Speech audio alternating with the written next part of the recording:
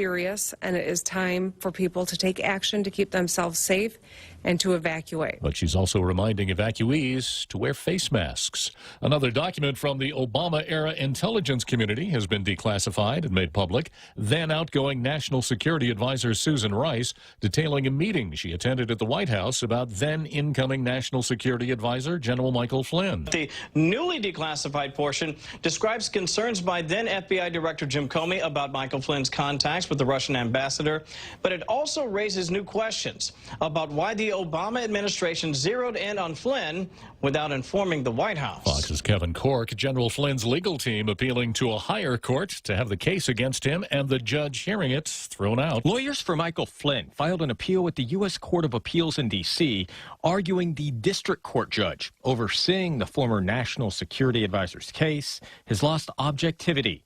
Federal prosecutors have filed a motion to dismiss the case against Flynn, but Judge Emmett Sullivan is asking a former federal judge to argue against that request to dismiss before making a decision. In their motion, attorneys for Flynn said the judge abandoned any pretense of being an objective umpire.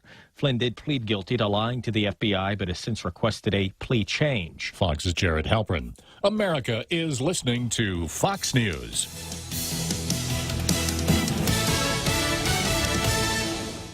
Horizon Properties can empathize with individual property owners during this trying time. The last thing you should worry about is collecting rent or sending a repairman to your property. With their web-hosted property management system, Horizon can reach out to tenants, vendors, and owners alike and maintain the current prohibition requirements. Let Horizon Properties take care of it all. Help flatten the curve by remaining safe at home. Call 646-7616 or 777-7792 or visit horizonpropertiesguam.com. Horizon Properties, always there for you. Mezcla Chamorro Fusion Bistro in Hagåtña and Tumon are now open for takeout and free delivery services in selected locations. For more information, call 479-2652 or 3 or 969-2652. Open Monday through Saturday from 11 a.m. to 2 p.m. and from 5 p.m. to 8 p.m. Mezcla Chamorro Fusion Bistro brings you island hospitality with the true taste of modern Chamorro cuisine at the comforts of your own home. They take your favorite local dishes and serve them with extra flair you will only find at Mezcla, a true taste of Guam.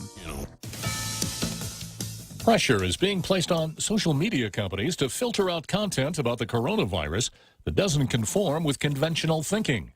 The California attorney says sometimes that's leading to censorship. Los Angeles area attorney Ian Corzine says not all content that questions what the government says about COVID-19 is deliberate disinformation. Sometimes even doctors and researchers who disagree with the government are being removed from social media. We all kind of agree that misinformation should not proliferate. At the same time, we need to be able to have civil discussions on social media platforms of concepts that are not mainstream. Corzine says the rules need to be modified so that honest minority opinions can be aired.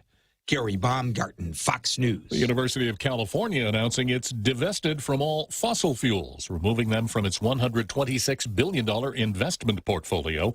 UC becomes the largest educational system in the country to shed carbon-based assets in favor of renewable energy. After generations, Johnson & Johnson announces it's ending sales of its talc-based baby powder. The medical and consumer products giant is discontinuing its talc-based baby powder in the United States and Canada due to declining demand stemming from publicity about safety concerns. Johnson & Johnson will still sell a cornstarch-based version of its baby powder in the U.S. and Canada and continue to sell both talc and cornstarch baby powders outside of those countries where it says demand remains high. J&J has faced numerous lawsuits claiming that its talcum powder was responsible for cancer in some women who used it for years. The company, which makes everything from Tylenol to Aveeno lotions, has repeatedly denied the accusations and continues to stand by the safety of its talcum baby powder. Hillary Barsky, Fox News. And I'm Jack Callahan. This is Fox News.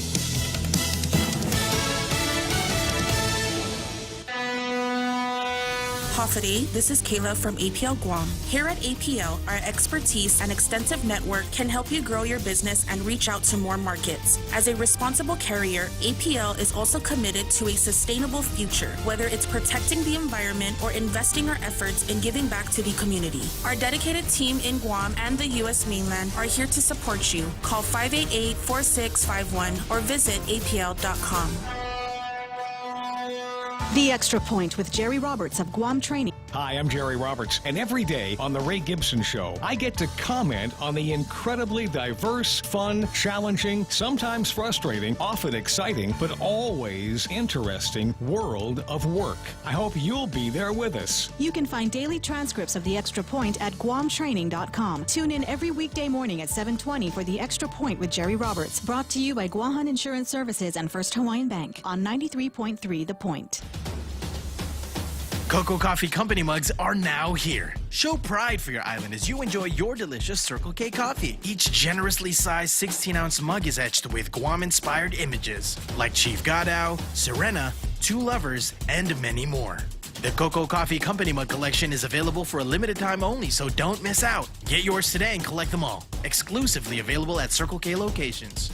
A portion of the proceeds go toward the Cocoa Bird Recovery Program.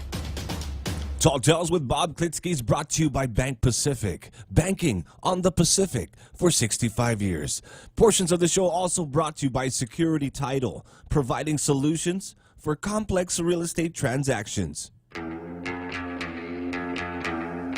Welcome to Tall Tales with Bob Klitzkie, the only show on talk radio where common sense is a lot more common. Phone lines are now open at 888-TALK. That's 888-8255. And now, The Point proudly brings you Tall Tales with Senator Bob Klitzkie. A well-regulated militia being necessary to the security of a free state, the right of the people to keep and bear arms shall not be infringed. And as you know, the program starts that way every single day. Today is Wednesday. The Real Joe and I have still got 3 more days of Tall Tales this week. We're going to enjoy every single one of them.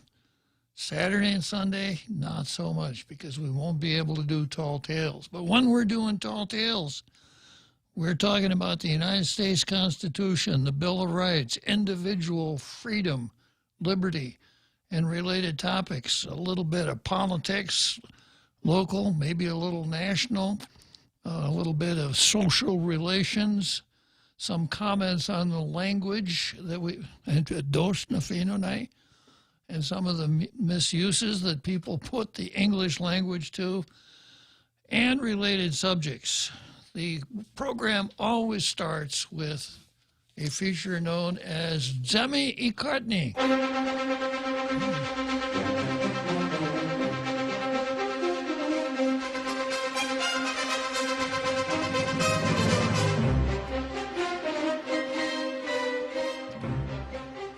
Zemi Ikotni is my backwards bilingual play on words that translates to Meet the Press in English. I take a look at the editorial pages of our 2 daily newspapers, check out the editorial offerings, if any, check for proper use of the English language, English grammar, factual accuracy, the logic of the theories underlying the editorials and related matters. And having done so, I take my blue pencil and award the coveted blue star to the better of the 2, if there is a better of the 2.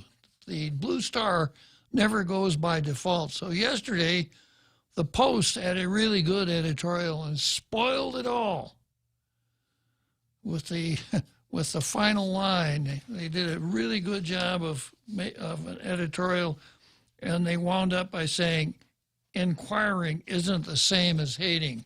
And that was enough to take the Post out of Blue Star competition yesterday. So today, as is their usual custom, the Daily News is running something from USA Today instead of a local editorial. No surprise. Week in and week out, that's their usual way of going about it. Instead of running a local editorial, they'll take some boilerplate from USA Today or Gannett News Service and put it on their editorial page. But here's what the Post has to say today. Senators should know full cost of double pay before moving forward. I couldn't agree more. A little sarcasm to begin with. There isn't a shortage of elected officials wanting to help police officers, firefighters, and healthcare workers get some form of compensation for their role at the front line of the fight against the Wuhan virus pandemic. Yeah, you could say that again. There's no shortage. In fact, I think they had to bring in an extra sergeant at arms at the legislature because the senators were running so fast to introduce bills to pay these people that had to work during the Wuhan virus epidemic that senators were actually tripping over each other. Yeah.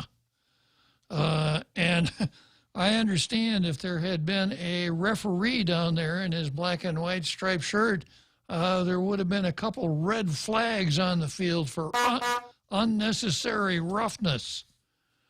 Yeah, so I'll get into that a little bit more here when we get to the card. And I got to correct you here, Guam Daily Post. There's no shortage of elected officials wanting to help police officers, firefighters, and healthcare workers get some compensation for their roles on the front line of the fight against the Wuhan virus pandemic. That's a very popular language that everybody wants to use instead of looking at the rule that gives rise to this whole double pay phenomenon.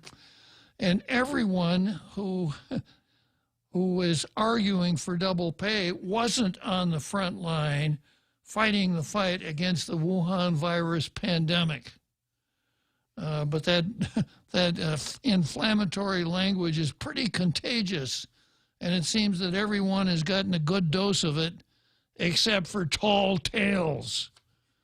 Tall Tales has a verbal varnish remover that we use to scrape the paint and varnish off of other people's propaganda and take what they say right down to the actual truth or the facts of what they're saying instead of the image, the emotional image they're trying to create, which is the case with this frontline workers and death-defying feats, etc. Second paragraph of the editorial. There is now a lawsuit filed against the government of Guam on behalf of police officer Steve Topasnia seeking Wuhan virus double pay.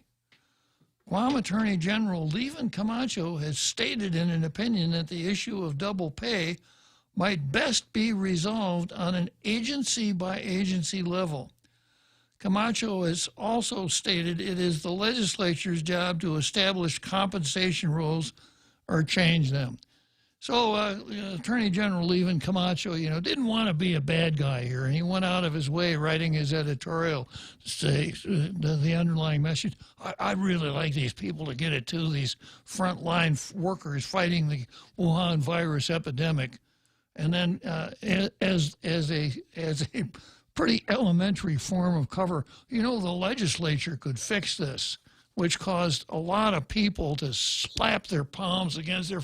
I never thought of that the legislature could pass whoa, thank you very much, Levin. We'd have never thought of that in a million years.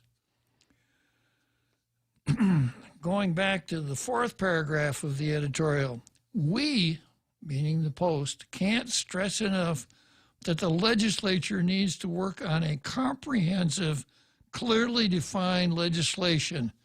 That's a pretty big order for this gang down here. Comprehensive, clearly defined legislation. Do we have to? They're saying, do we have to? We put a severability clause and an effective date clause in every one of our bills. Do we have to do this? Do we have to do this thing about clearly defined legislature? That's kind of hard work. We don't want to do that. We want to just demagogue these issues. So the Post says the clearly defined legislation needs to specify what jobs in the government of Guam should be considered for double pay. I can help you with that one. None. 2, what departments and agencies and offices should be covered? See answer to number 1. 3. What scenarios and emergencies apply? Yeah, there's something to talk about there. 4. If there should be a cap on amounts owed to employees and officials because it can't possibly be a check, blank check. Yeah, that makes a certain amount of sense. The latest double pay legislation that's been introduced by Vice Speaker Talina Nelson doesn't yet have a cost estimate, nor does the one that was introduced more recently than that by Senator Joe San Augustine, trying to do what's fair for the workers. And also his Senator Joe San Augustine's co-sponsor is a certain Senator Titano. So those two have introduced their own bill, and it doesn't have any cost estimate either. They should also consolidate these different but related pieces of legislation into one. No, bad idea. They should take all 3 of them, have the sergeant-at-arms build a small but controlled fire out behind the Congress building and burn all 3 and start over from scratch. And I'll get to that when I get to that item on the card. The details, most especially the cost, matter to the public. Really, that matters to the public. We know from recent examples, the $1 million in double pay at the Port Authority and the nearly $1 million the Waterworks Authority issued in a matter of a few weeks, that you can't really expect government officials to monitor the spending of ratepayers' money or other forms of public money and be the watchdog for the public that they should be. That's my job, Real Joe Cruz, to be that watchdog for the public. Yes, sir. Yeah, and I get a little help. I get a lot of help from guys like Ken and Andre in the past, right? And this group called the Vigilance Committee and the Post. None from the Daily News. None at all from the Daily News. While some GPA and GWA managers and employees might have justification for the award of double pay, the others clearly did not fall in that category. Well, if you look at the rule, you know, it looks to me like the Power Authority and the Water Authority are the only people that really follow the rule. In the case of GPA, for example, while Attorney General's office has stated double pay would apply to workers who were called to respond to the Wuhan virus emergency while their offices were closed, that's not what it says. It doesn't say Wuhan virus emergency. There were employees at GPA who were generously rewarded with double pay, even if their jobs would not normally be disrupted by Wuhan virus pandemic office closures to begin with. Well, this takes us back to the false reasoning that says we got to pay people to stay home. Some of the examples are the accountants, the so-called computer database workers, and the power plant workers. Their jobs would still generally be the same, and their desks, remote or otherwise, would still be open even in this pandemic. When faced with making the right call, GWA and GPA managers erred on the side of helping their own. The ratepayers' interest was not their concern. Well, I don't exactly see it that way. And besides that, I think the Post forgot whose job it is to beat up on CCU. That's been my job since we went back to that executive session to give salary increases. Remember that? So while lawmakers mean well, I don't think lawmakers mean well at all. Hello. No. Lawmakers mean to pander and to demagogue. Well, lawmakers mean well in making sure frontline workers who risk their health are properly compensated. I think lawmakers would give everybody double pay if they thought they could get away with it. That's just part of their job as lawmakers. The GPA and GWA examples are a cautionary tale that no one seems to want to be bothered to comment on, though we haven't yet heard from the rate-setting Public Utilities Commission. Whatever happened to the Public Utilities Commission? But back to the lawmakers. It's also important in their job to clearly set the rules so there's no room for managers to reward personnel with double pay by taking advantages of ambiguities. I think that's the governor's job.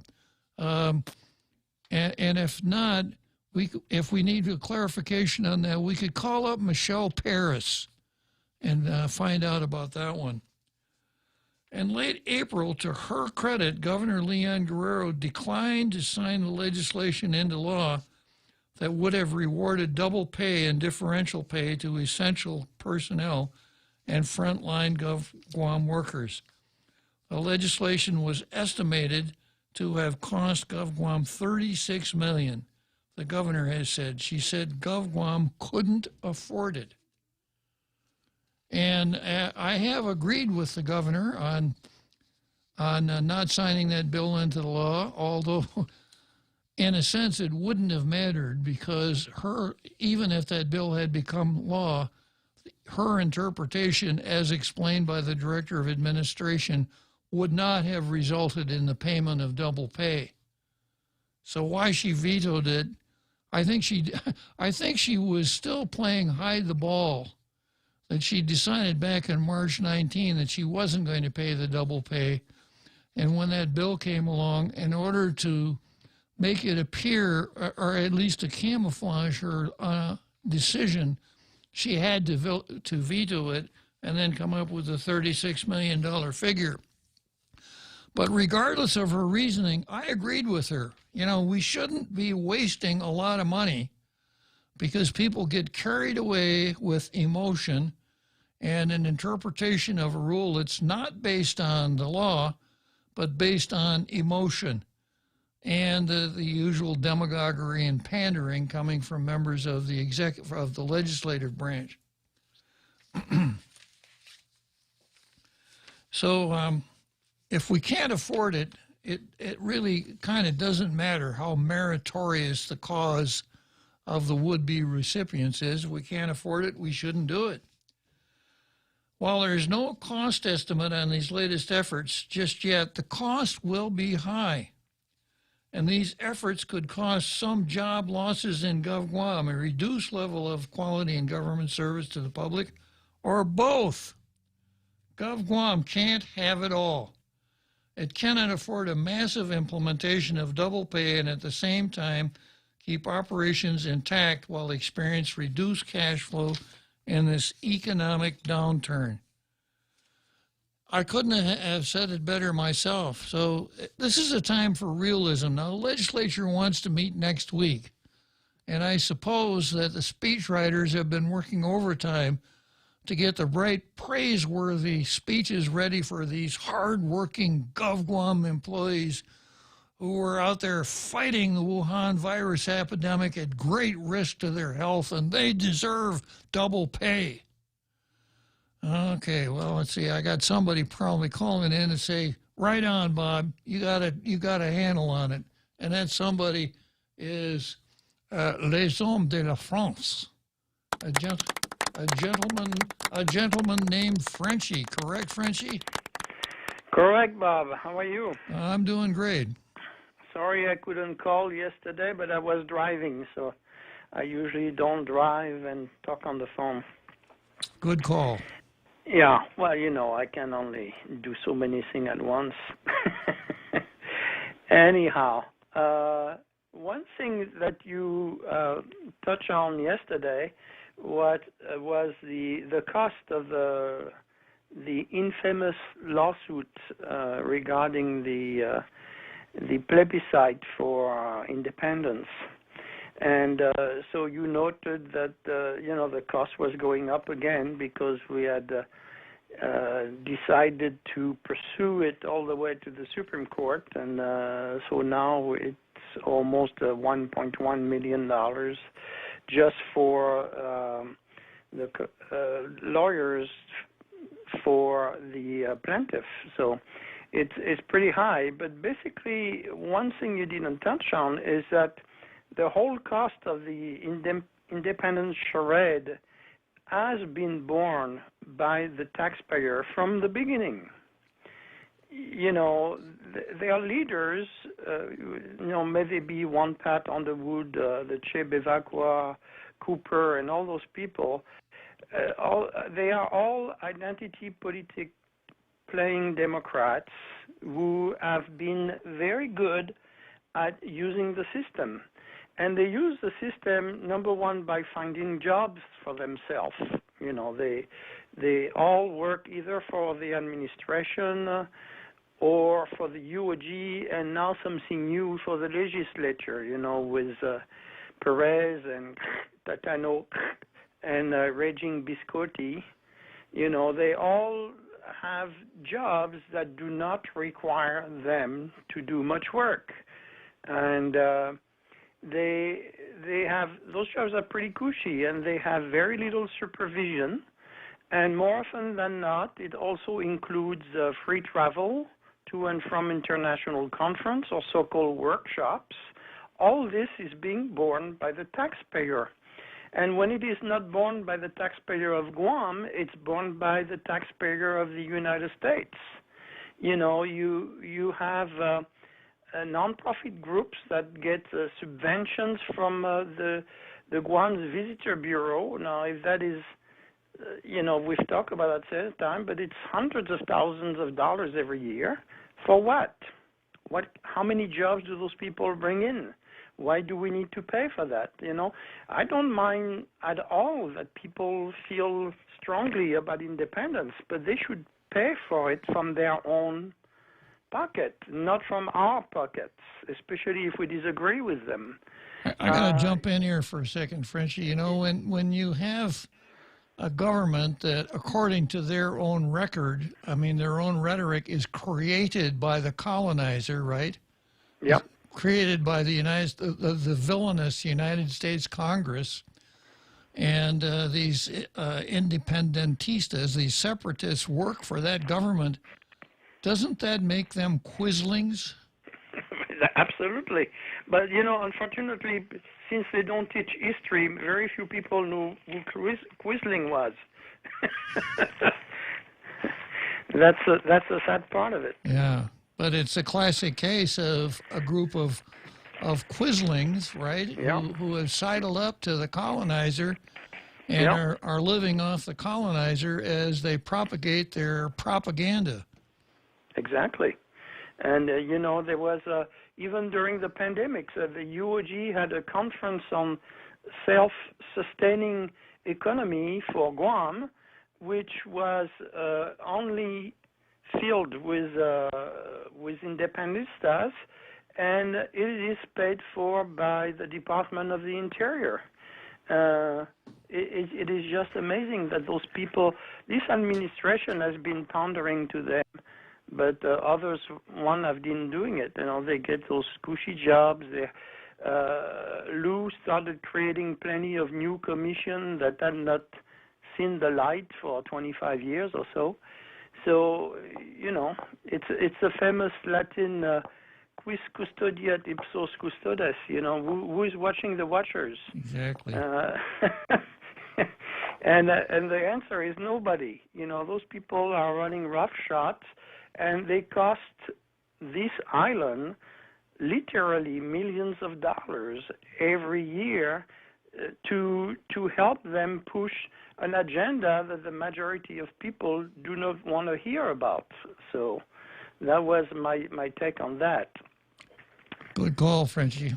You know, I had two more things. I think you were starting to go talking about it. I was reading the article about senators to discuss raising cap on small business tax exemption from Joe St. Augustine, you know. Mm-hmm. I mean, I see Joe sometime in church, and And I don't say anything because I just went to church. I don't I don't want to start sinning right after I get out of church. But his father was a very well respected person who was very well liked by people, and he still is, since he's still alive, even though he's quite old now. And I happen to be a good friend with his brother John, who is a well-regarded CPA in the San Francisco Bay Area.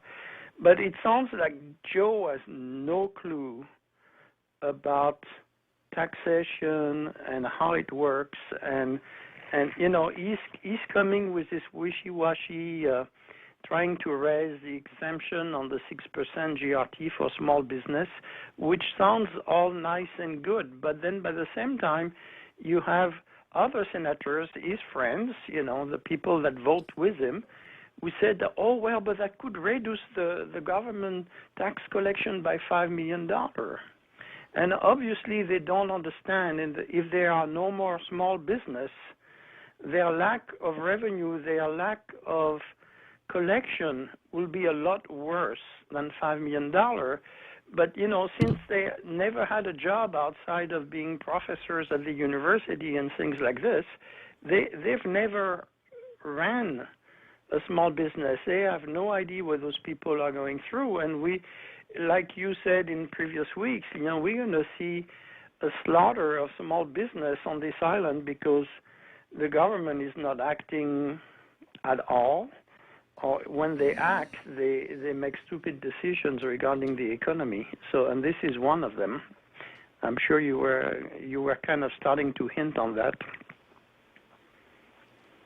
Okay. Yeah, and then my final thing, I'm on a road rage today. My final thing was the airport. And on the airport, we have a former senator, probably the most dapper senator we ever had, Tom Ada, who was very well dressed. Maybe I guess he took some lessons from his brother that works at Wilkes Bashford, the gentleman's haberdashery. So, but I'm amazed. We have the third floor being built now for 3 years, I guess? Yeah. For the arrival of international flights, right? It's been about 3 years. It was going to be $70 million.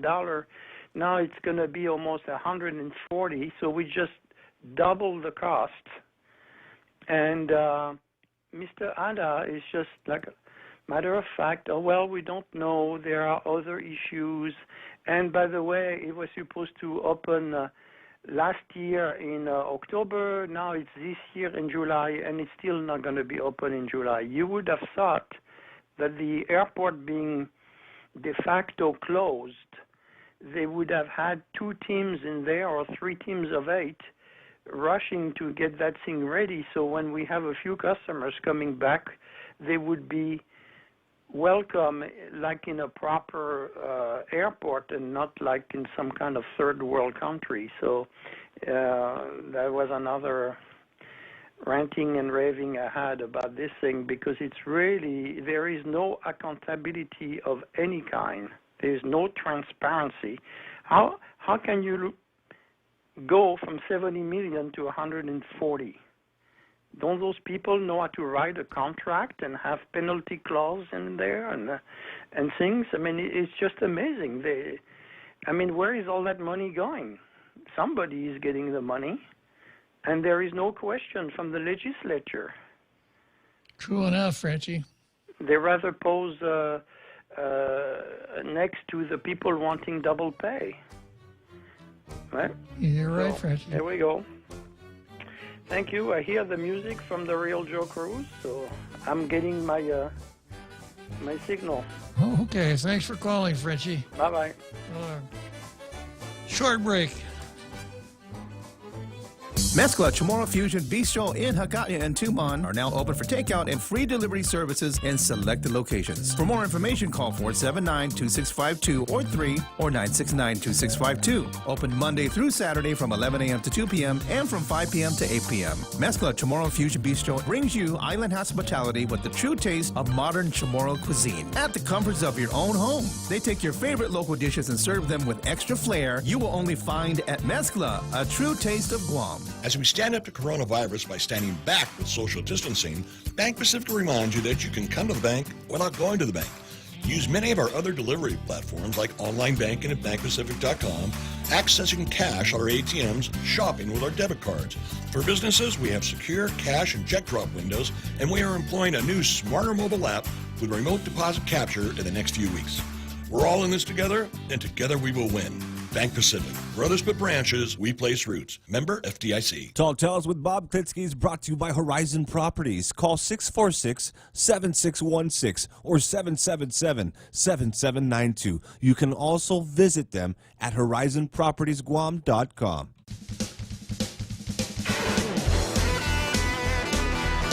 And now back to Tall Tales with Bob Klitzkie, the one radio show politicians don't want you to listen to. Call now, 888-TALK.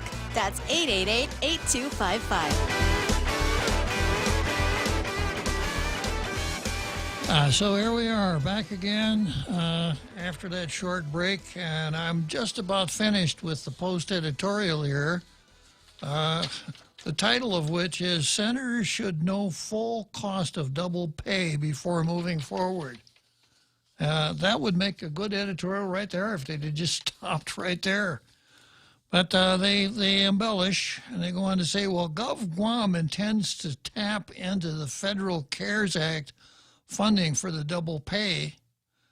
Let me stop there. Now, I'm not as sharp on the CARES Act as I might be. I haven't taken the time to research chapter and verse, but I understand that CARES Act funds can only be used to reimburse unanticipated emergency and unanticipated expenditures caused by the Wuhan virus epidemic, and they cannot be used to pay bonuses. Now, if we were paying in accordance with Rule 8.406, I think there might be an argument that those costs would be reimbursed. But when we wait this long and then go and then we, have this contest to see who could put together the most generous bill to pay this money retroactively, it's starting to look an awful like a bonus to me, because it's after the fact, and obviously it's not something that that there is no unavoidable aspect to it, like with the 8.406, that's been on the books since 1996. The epidemic comes along, it's there, it has to be complied with, but not the way we're doing it now. Second thing, even if CARES Act money can be used to reimburse the double pay, if money is fungible, and if we use it for that, that means there's something else that we can't use it for. And there's all kinds of things on this island that we need a whole lot more than paying people double pay based on the faulty reasoning that because some people got to stay home and get paid, those who actually go to work get paid double. Okay, the editorial goes on to say, this is a crisis of unprecedented scope. GovGuam also faces possibly unprecedented impacts when it comes to revenue losses stemming from the economic downturn that has yet to fully unfold. Absolutely.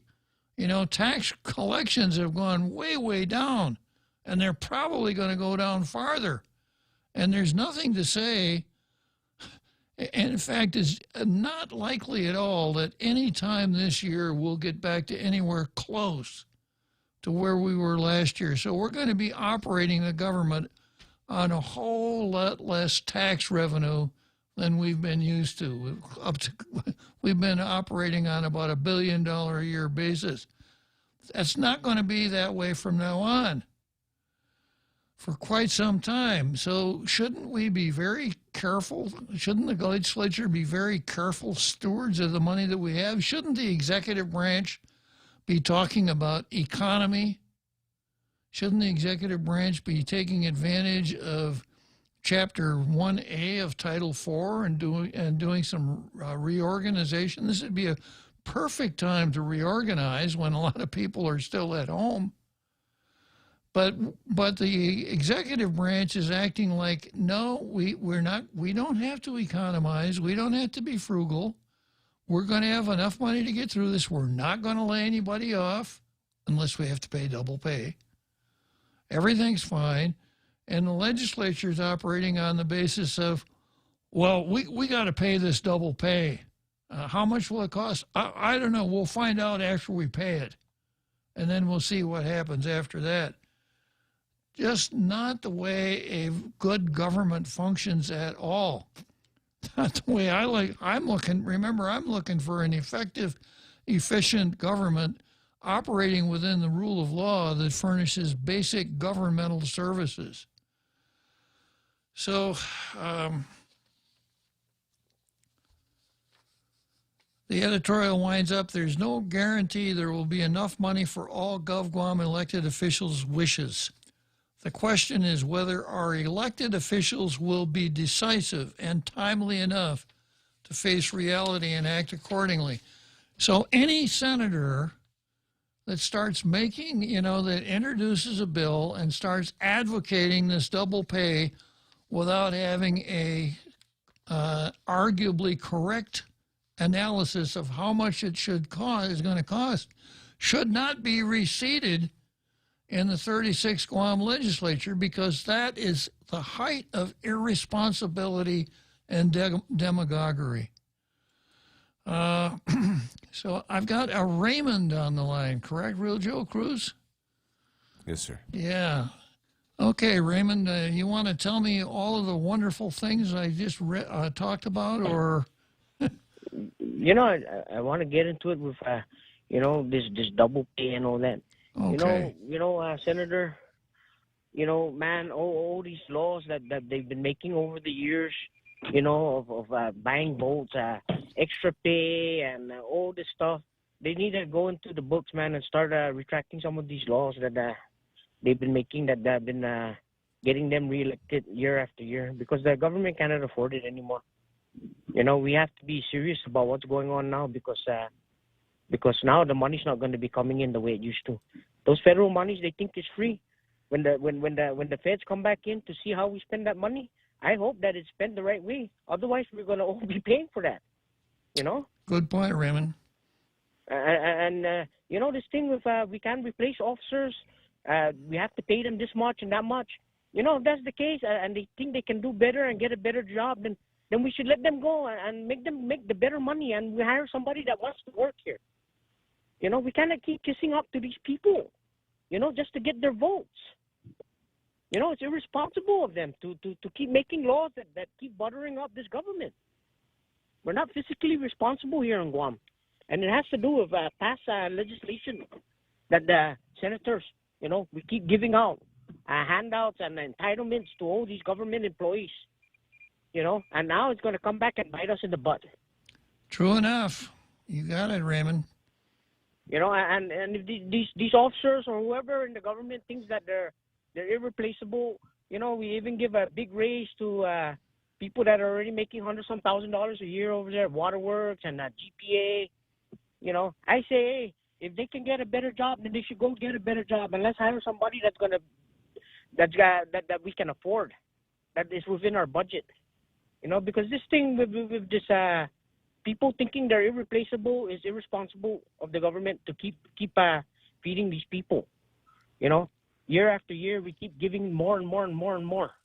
Double pay, triple pay. Where does it end? They should be just thankful that they still have a job, because a lot of people are out of work. It's kind of hard to sympathize with people who are making such an issue of double pay when a lot of people aren't getting any pay at all, correct, Raymond? Yes, I mean, they should humble themselves, man, and it just looks like the greed never stops. Now, if these people feel that they can do better elsewhere, then they should just leave the government, and the government should stop kissing up to these people. Let them leave, let them go to the greener pastures, and let's hire people that we can afford, that are going to be here to stay, and are going to be working for their pride, for the government, for what they took the oath for. You know, yeah, the pay comes with it, but you know, when you become an officer, you know that what you're facing every day, day in, day out, even as a nurse, even before this pandemic came. When you're working in a hospital or whatnot, even before this pandemic, you could catch something up there. I agree, Raymond. Yeah, it doesn't make sense to pay people extra for doing the job they were hired for. I mean, this thing that's happening is out of our hands. It's not like the government is to blame for it, or stuff like that. It was out of our hands. It's an act of God. Now you cannot expect double pay, triple pay from an act of God. It's just so sad that these people are getting greedy. I mean, the people at DOC have been working with an outbreak of hepatitis up there at DOC. So what? So do we need to back pay those people because they've been in a condition where it's highly infectious hepatitis up there at DOC? Now are those guys going to come out and start suing the government because they've been working in those conditions? Good points all, Raymond. Very good points. Man, I just hope we get some people in there that have some common sense and know where the limits, we have to draw the limits here on what we can afford as an island. And we're paying too much to people, in offices and in these jobs. And there's not enough money left to buy materials or to fix anything on this island. Everything is going into people's pockets. It has to stop. That's why the island's like this, is because we're paying too much in salary and we don't have enough money to fix things. I got you, Raymond. Okay. Hey, thanks, Rob. I just wanted to air that out because, we need to go back into the books and start retracting some of these idiotic laws that we passed. Thank you. I agree with you 100%. Thanks for calling, Raymond. Nice talking to you.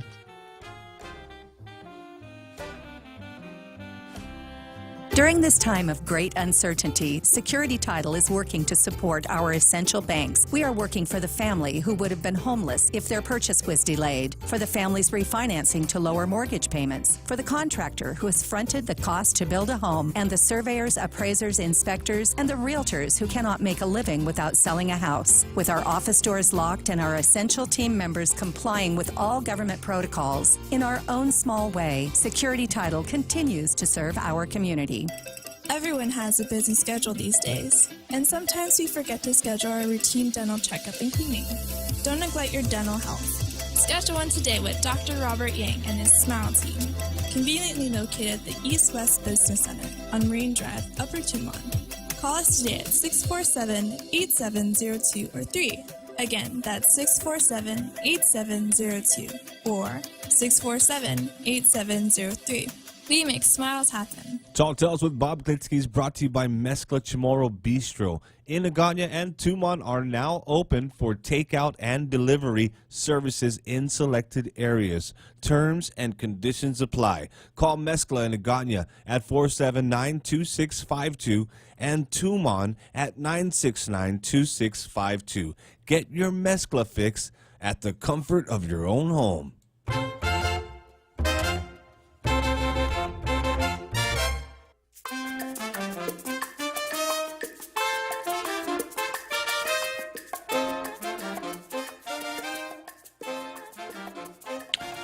Okay, so here we are. We're about 10 minutes away from that big halftime show that we have every day. I got an interesting suggestion here from John Bouchard, which I'm going to read. Double pay is a terrible option. It steals from the taxpayer who is suffering. It's just not fair. Rather than double pay for frontline don't use that word frontline, John. For frontline GovGuam workers, this is a much better solution. The GovGuam will pay wages of employees deemed unessential to work due to the Wuhan virus pandemic. 75% of their salary, up to $2,000 while out of work. Same with non-essential supervisors. 2, essential workers, policemen, firemen, nurses, doctors, etc., are paid 100% of their salaries, along with overtime for wage employees. Well, that makes a little bit of sense, doesn't it? And while I'm thinking about it, I don't see any logic for paying a police officer, any more than he ordinarily makes. What do police officers do? You know, they catch crooks, they write traffic tickets, etc. They're not in any different situation now than they ordinarily are. And no cops get to stay home and get paid for staying home. So this frontline workers like Steve Topazian, frontline worker out there risking his life, it just, vocabularies are completely out of control here. So this is an interesting idea that you have, John, but I've pointed this out many times. The flaw that we're dealing with that's caused all the problems here is we start out with a proposition that when there's an emergency, whatever that is, a lot of GovGuam workers get to stay home and get paid for staying home. Point 1. Now, some employees actually have to go to work. And let's not talk about essential or non-essential. It's just some have to go to work. So it's only fair that the ones who have to go to work get paid for actually working. But since we paid those other ones for staying home and doing nothing, then the ones that work should get that pay too. That amounts to double pay. And it is nonsensical. And it's all because we think that the only way to deal with a situation where employees don't come to their regular work site is to say, well, you get to stay home, but we're going to pay you, because we want to take good care of our GovGuam workers. My idea was this, that everyone who works for the government of Guam would have, as part of his job description, teleworking. So if you're not working at the job site and you're at home, you get on your word processor and you do your work from there.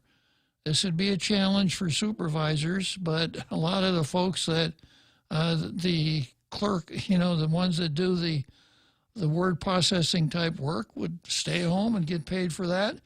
And since nobody stays home and gets paid for doing nothing, then we don't have to pay those who come to the job site any extra money. And then if there is a hazard, as an example, working at the hospital, well, what's the hazard there? Sick people come to the hospital. It's a germ-rich environment, but it's always that way. So if that's part of the hazard working at the hospital, that should be included in the regular wage structure. And if there's something that goes far beyond the ordinary hazard, then perhaps a well-defined percentage hazard pay increase would be warranted. But you don't pay a fireman for going into a burning building. That's what firemen do. You shouldn't have to pay a nurse for going to work at the hospital. That's what nurses do. So this whole thing has gotten so far warped because we talked ourselves into this idea that we have to pay people for doing nothing, that it's hard to bring any sense to the table. And if you look at the bills that have been introduced, you'll see that none of our senators have gotten into that idea at all. They're just racing to see who can make the most points with government workers. And who suffers through all this? Well, it's you and me. It's the taxpayers. I get paid for talking on the radio. Now, do I get paid extra for talking on the radio because the Wuhan virus is in town? And, it's so dangerous that I can't go down to King's and have breakfast or have lunch on my way to work and run into a friend down there and sit down at a table and have lunch with him. Too dangerous. So I should get double pay, right, Real Joe Cruz? You should, sir. Yeah. Even me. Well, you should get double pay just because you got to work with me, but that's a different story. That's true. Yeah, I thought you'd see it my way. Yeah, so, this concept of, well, if someone stays home and gets paid, then someone who goes to work has to get paid double. That's what the problem is with this whole thing, and it has warped the thought process of just about everybody involved, especially the politicians who really want to get on this bandwagon, use the appropriate rhetoric, hard-working, sacrifice, families, and none of it makes any sense. The only thing that makes any sense is that you take the average person under the average circumstances and you ask him, would you like to make double what you're making now? What do you think the answer is going to be, Real Joe Cruz? No. No, most people wouldn't want to make double what, no. They'd say, I'm not a greedy person, so I wouldn't want to make double pay. And, maybe the government needs that money for something else, so don't come near me with this double pay. I'm not interested in that at all. I'm too generous a person. I love my job, and I'll just do it for the regular wage. And there's Senator St. Augustine over there with that megaphone that he carries around with him all the time. Hey, you want double pay? I'm going to introduce a bill. That's where we are, and I just got a note here on WhatsApp that they're going into session tomorrow for an emergency session. We'll be lucky if we come out of it, and the only damage is that we pay everybody in the government of Guam double pay, because for some of them, the only thing that they'll be able to do is to stay competitive is to go to, well, I like Senator Titano and Senator St. Augustine's bill, but I don't think we should stop with double pay.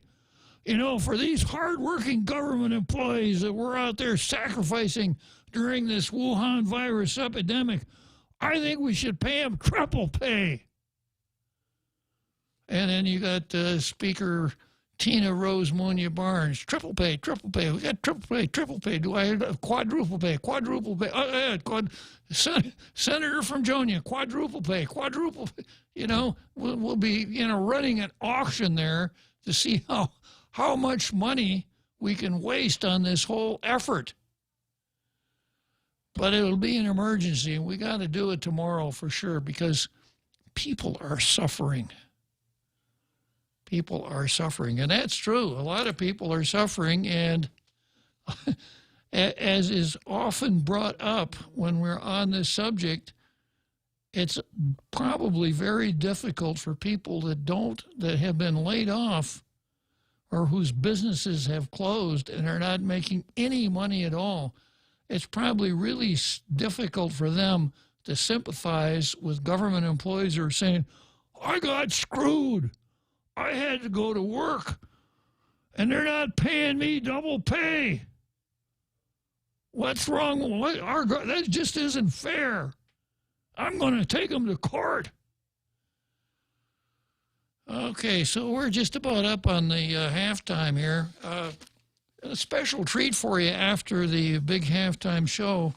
I'm going to give the Real Joe Cruz a math test. So make sure you I know you're going to stay tuned anyhow, but this will really put the Real Joe Cruz to his mettle. So we'll see you in about 7 minutes.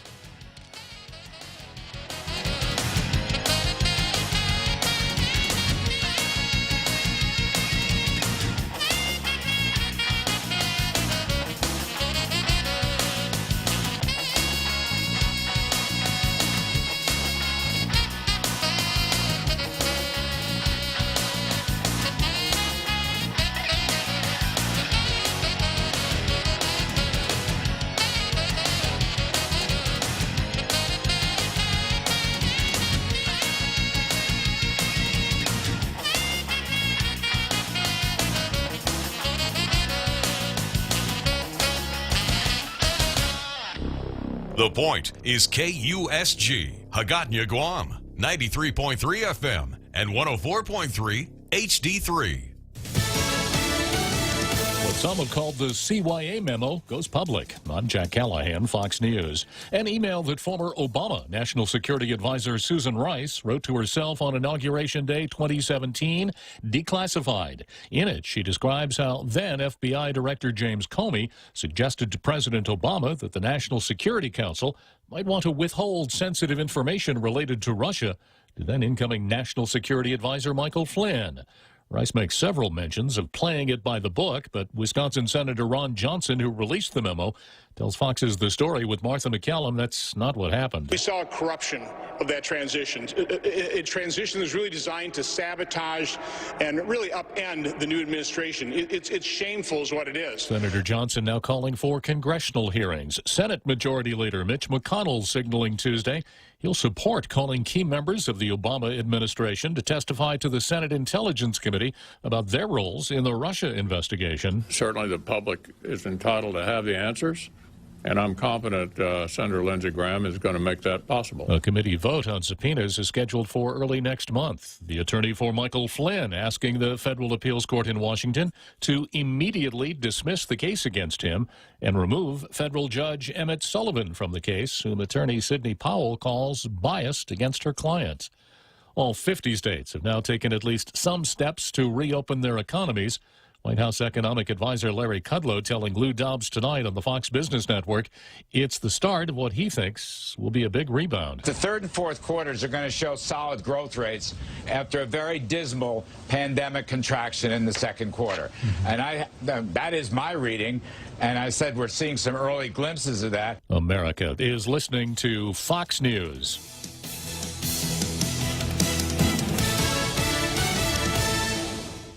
Mezcla Chamorro Fusion Bistro in Hagåtña and Tumon are now open for takeout and free delivery services in selected locations. For more information, call 479-2652 or 3 or 969-2652. Open Monday through Saturday from 11 a.m. to 2 p.m. and from 5 p.m. to 8 p.m. Mezcla Chamorro Fusion Bistro brings you island hospitality with the true taste of modern Chamorro cuisine at the comforts of your own home. They take your favorite local dishes and serve them with extra flair you will only find at Mezcla, a true taste of Guam. During this time of great uncertainty, Security Title is working to support our essential banks. We are working for the family who would have been homeless if their purchase was delayed, for the families refinancing to lower mortgage payments, for the contractor who has fronted the cost to build a home, and the surveyors, appraisers, inspectors, and the realtors who cannot make a living without selling a house. With our office doors locked and our essential team members complying with all government protocols, in our own small way, Security Title continues to serve our community.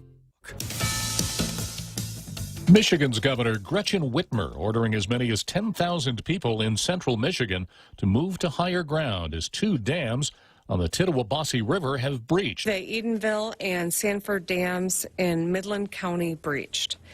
Residents in the area have been instructed to evacuate immediately. The governor warns that downtown Midland, Michigan could be inundated with 9 feet of floodwater later today.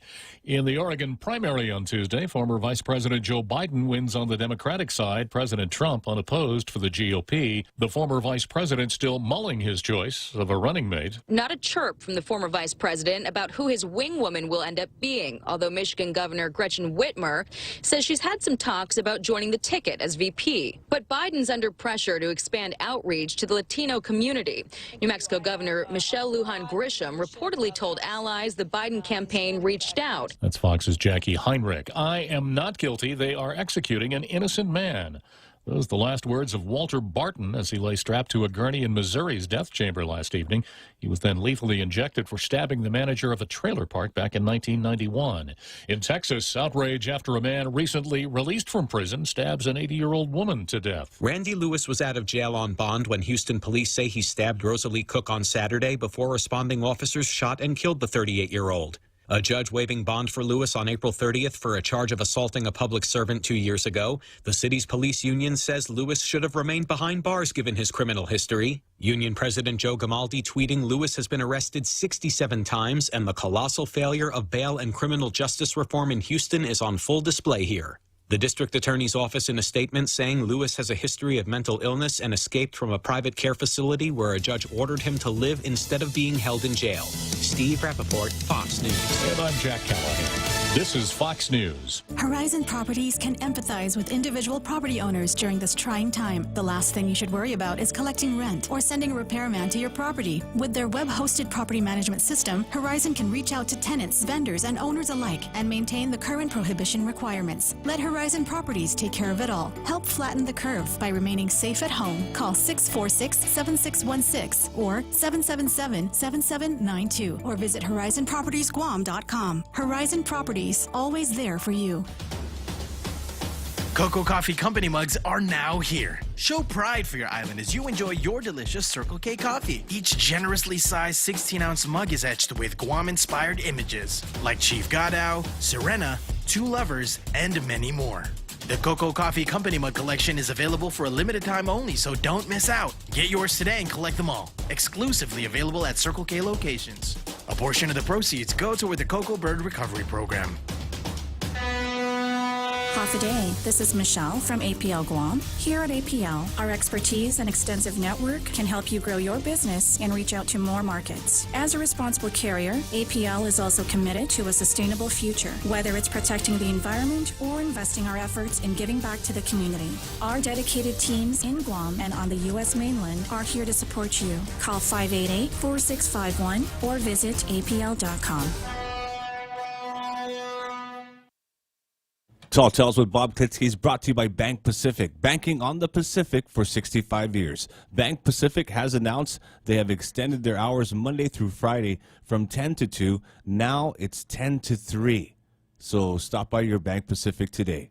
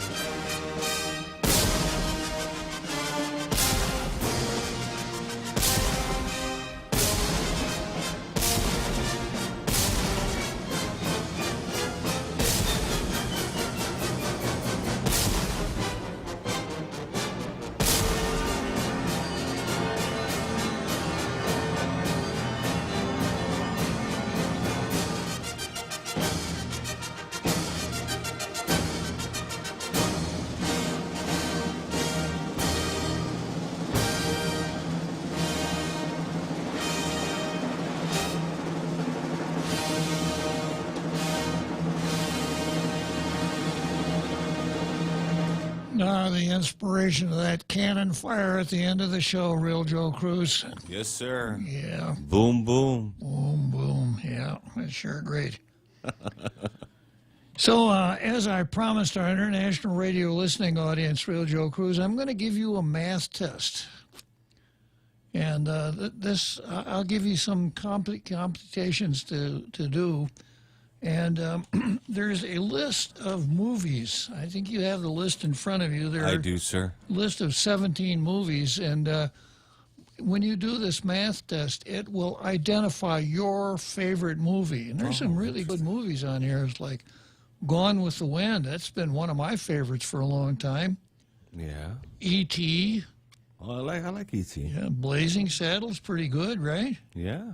Star Wars. Yes, yes. Forrest Gump. Yeah, one of my favorites. Yeah, and this next one here is almost autobiographical for me. What is it? The Good, the Bad, and the Ugly. Yeah, that's me, the ugly. Yeah, super ugly. Yeah. Thank you, Real Joe Cruz. You're welcome, sir. Yeah, appreciate your vote of confidence. Then down on the bottom, we got Mrs. Doubtfire, Home Alone, Raiders of the Lost Ark. Yeah, it's just a lot of really good movies, right?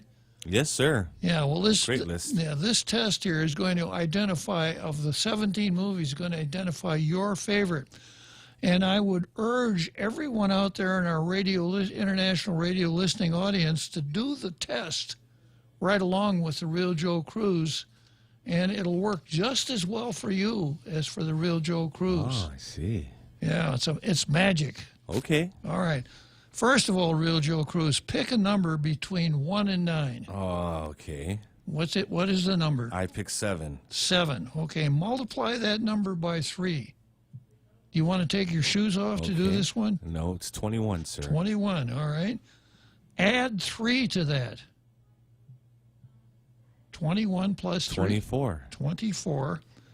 Multiply by 3 again. 72. All right, 72. Your total will be a 2-digit number, correct? Oh, if I add the 7 and the 2?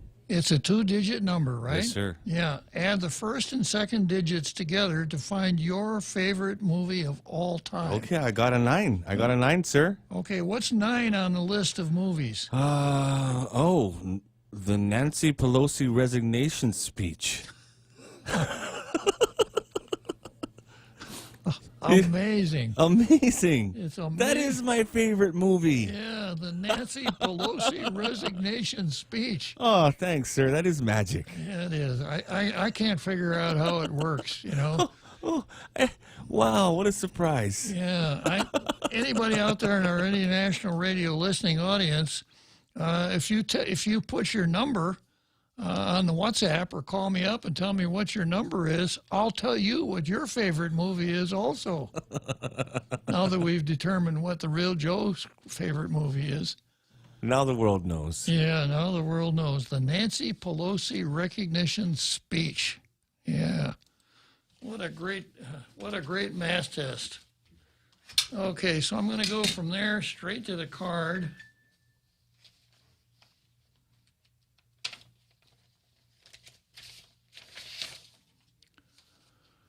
Looks like maybe I got a phone. Yeah, Dr. Poole. I need to take Dr. Poole's call before I plunge into the card, Real Joe Cruz. Maybe we'll find out. Dr. Poole, what number did you come up with? Oddly enough, I came up with a 9 and Nancy Pelosi's speech exactly the same. So that's wow, very curious. Is Joe that and I your are a lot alike? Is that your favorite movie too? Apparently, but it reminded me of something that happened to Real Joe when he was younger, and it's also sort of a math thing. Okay. And that you may not realize it, but Joe, when he was younger, was sort of a bellhop at a small hotel here on the island. And they were very full, very busy, but 3 men came in late and they said, "We need 3 rooms." And the fellow said, "You know, we're completely full." But he said, "I can put you into a small place and get cots in there and you'll be okay for tonight." And they said, "Well, okay, that's fine. How much is it?" And he said, "It's only $30. So each man gave them $10 and went upstairs to the room. They hadn't been gone very long, and the innkeeper dinged his bell and calling Joe over. And he said, "Joe, I actually overcharged those guys." He said, "That room's only $25. Take this $5 upstairs to those men." And so Joe did that. And on the way up, Joe's a smart guy, and he's thinking, $5 doesn't divide into 3 guys very well. I believe I'll give myself a $2 tip. And that's what he did.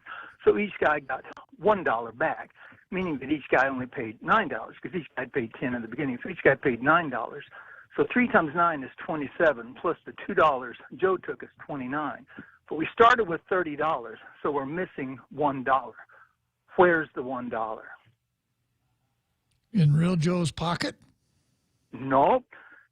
Joe is not so honest because he did take 2 of them, but he didn't take any more than that. So each man paid $9, and 3 times 9 is 27, plus the $2 Joe took is 29. But we started with 30, so we're missing $1. Can you figure this one out, Real Joe Cruz? Well, while the government stole it. While you think about that, I want to tell you another short story. When I got off work a few minutes ago, one of our customers was there, and he was bemoaning the fact that his shop was closed and he wasn't making any money and had to release his employees and all that stuff. And he said, "But actually, I'm not doing that badly." He said, "I made more money at the beginning of this thing than I ever had." And I said, "How did you do that?" And he said, "Well," he said, "I sold more than 10,000 face masks at $7.99 each." And he said, "I bought the first 6,000 for 30 cents each." And he showed me the masks. They're cloth and nice. He said, "I bought them for 30 cents each in the Philippines." He said, "But for the second order of 5,000, he said, I had to pay 40 cents." He said they price gouged me because the demand was going up, and he was going on about the price gouging. And I said, but you were buying them for 30 cents, then 40 cents, and sell them for $7.99. And I said, but that's not price gouging. He said, oh, no. He said, because Kmart was charging $7.99. So it's not price gouging.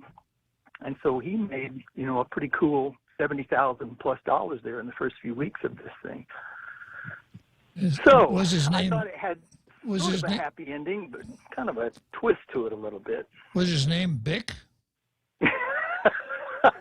No, I wouldn't tell you his name anyway. Oh, okay. But I thought, some people still find a way to make money even in these hard times. Yes, so, sir. Do you want me to give you the solution to the puzzle? Yeah, please do. I've been using this puzzle for years. I've been the high school academic challenge bowl coach for St. John's for 9 years, and I kill the smartest kids with this thing. And I found that this puzzle works. The smarter you are, the harder this puzzle is, because smart people follow directions well, and if you follow my directions, this puzzle will kill you.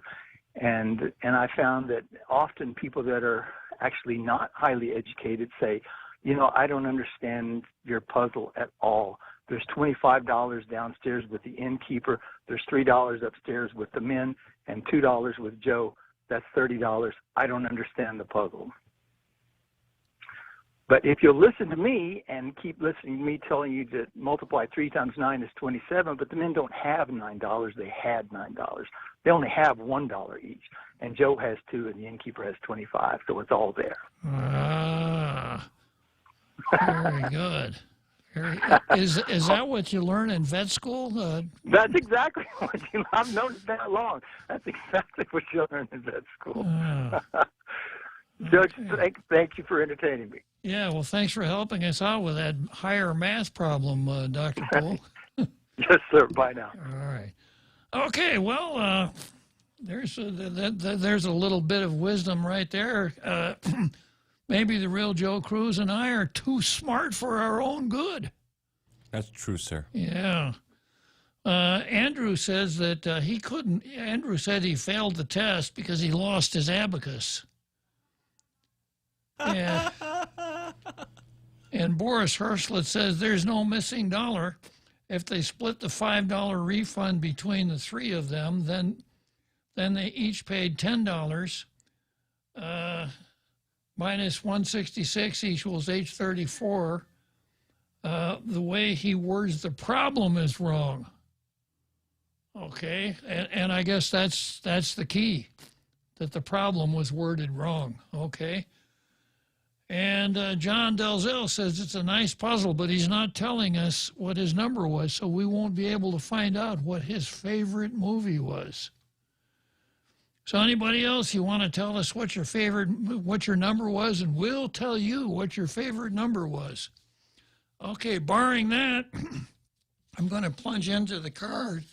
This is what I got on the card. I start out with Troy versus Janela.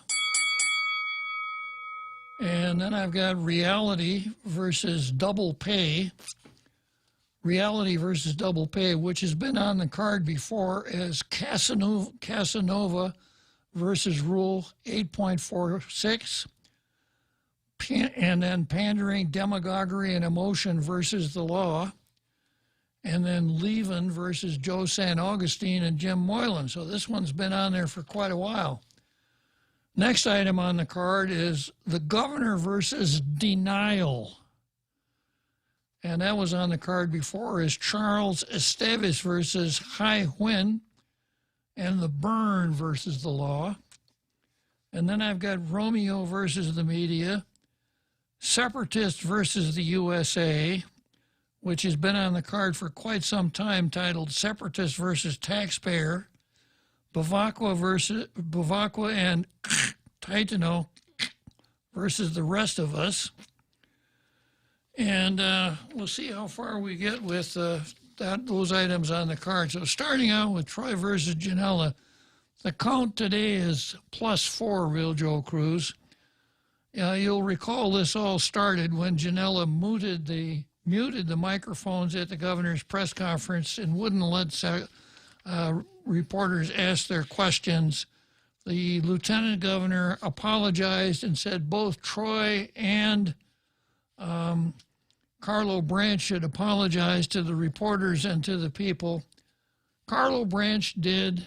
Janella never did apologize. Troy kept after the lieutenant governor until finally the lieutenant governor said, well, you know, Carlo Branch apologized, and it was all Janella was acting on his orders. So it's really not necessary for Janella to apologize. So we've been keeping track of that since the lieutenant governor blamed it all on Carlo and said Janella was blameless. That was 4 days ago. And so far, Janella hasn't shut up any other reporters, and she hasn't muted any microphones. But we'll keep an eye on this one. Next item on the card. Sir? Yes. How long till an apology is spoiled?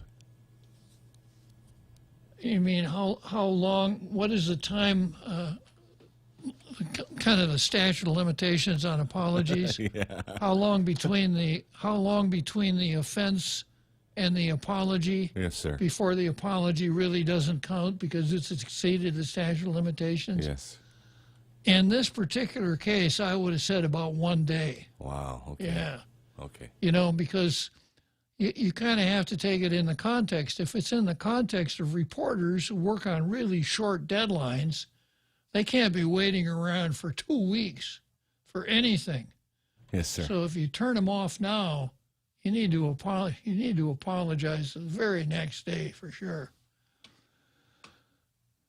Okay, let's see. I got a caller here on line 1. Let me take that call before I go back into the card with... next item on the card is reality versus double pay. And let's see, I've got Jack. Boy, everybody's early today, huh? Yes, sir. Yeah. Jack, you're early. Did you get off work early? Just getting off right now. I'm listening to Dr. Poole there and his math questions. And just related to what's his name? Lester Carton said on the newspaper, or was quoted in the newspaper about the hot bonds and the general obligation bonds that are coming due. So, yeah, about the math problem. If you really want to know math, do you remember a duo named Abbott and Costello? I'll never forget Abbott and Costello.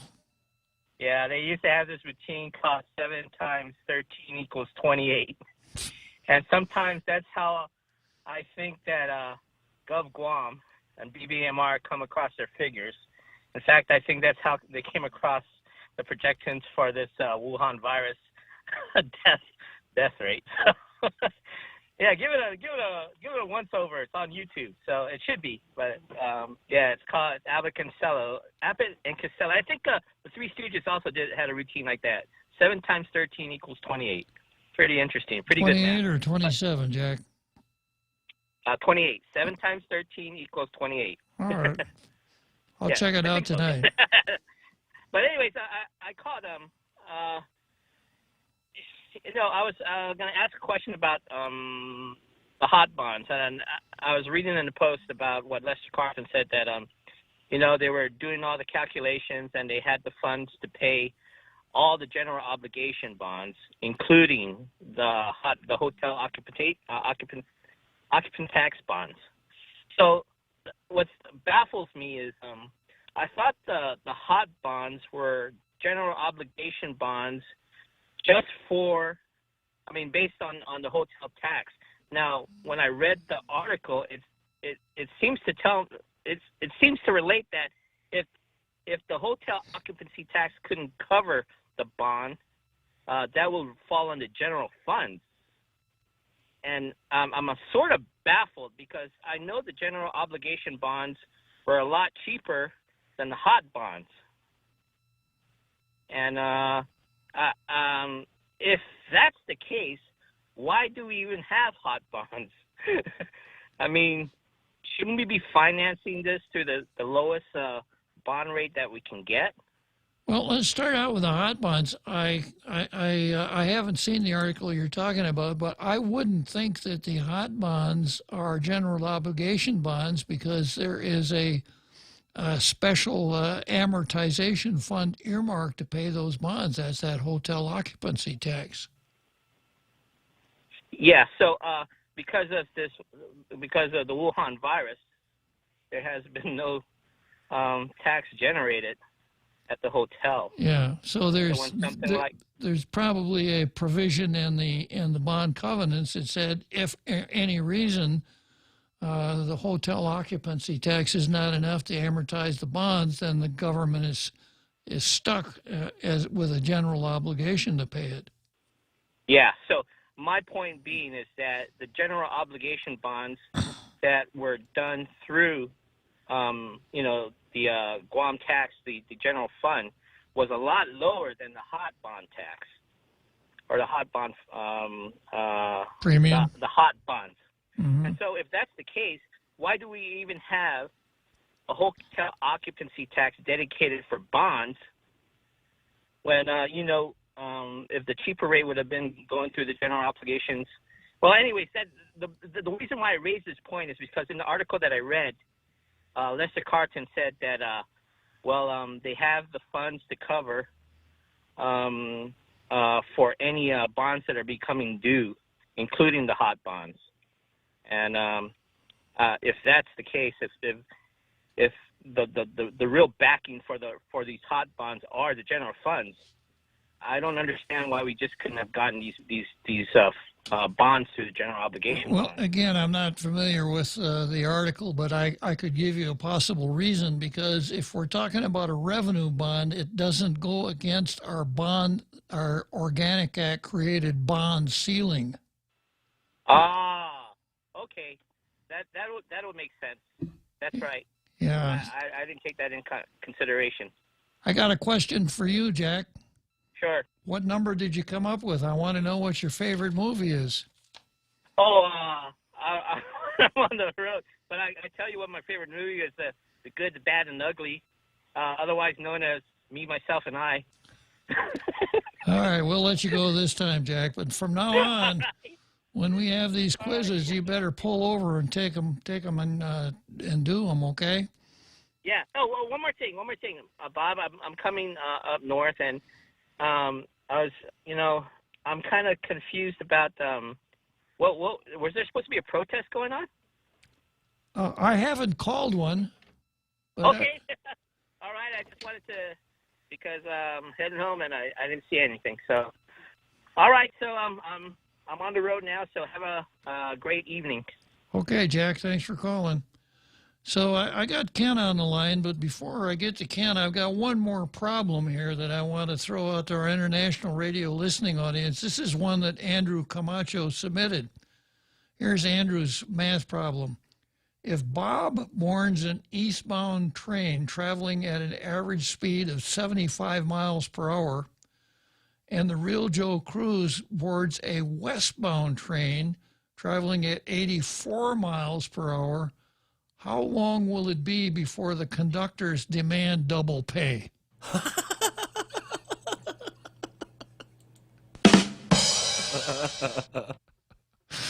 Yeah, that's our Andrew. That guy didn't get to be the poet laureate of Tall Tales by accident, that's for sure. Okay. Ken, what number did you come up with? We want to know what your favorite movie was. Are you talking to me, Judge? Yeah.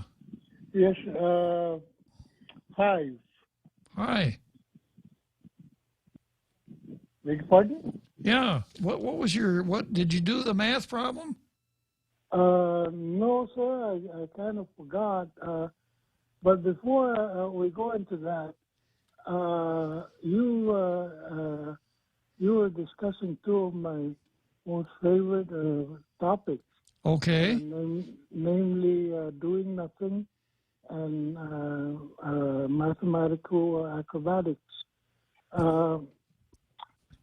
Doing nothing, I think I told you this once before, it's very difficult doing nothing because you never know when you're done.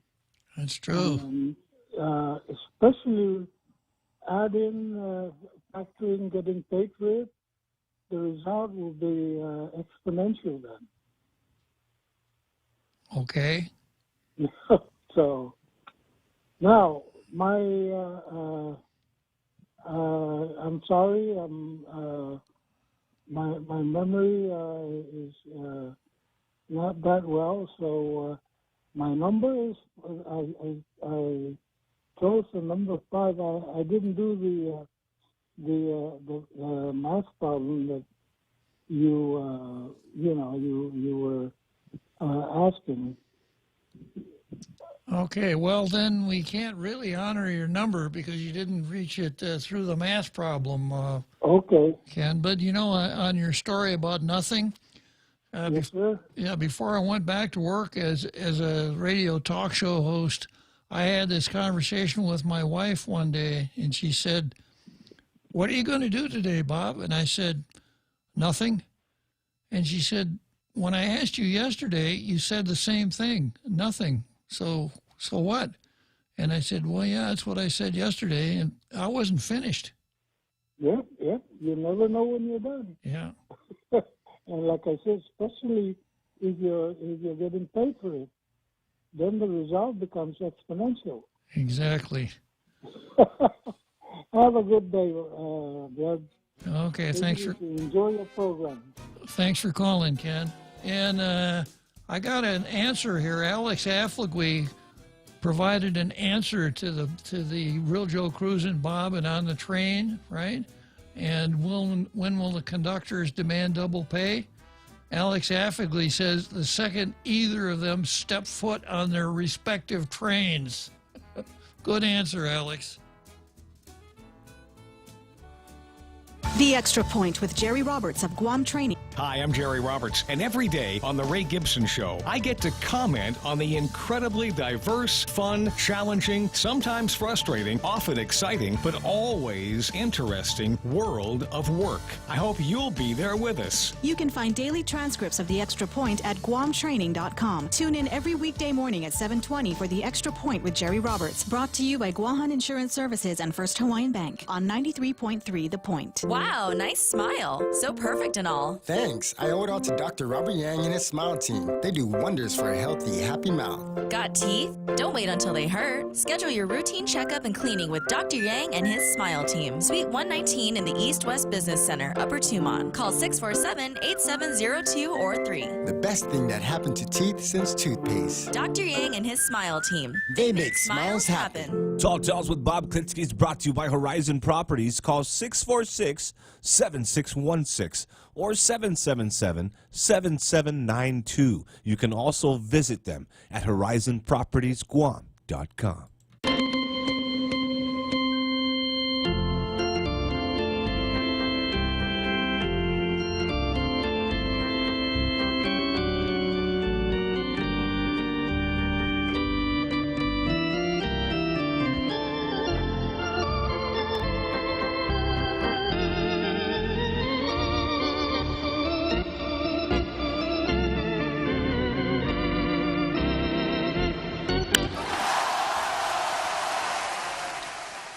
So here we are, Wrigley Field, Chicago, 7th inning stretch.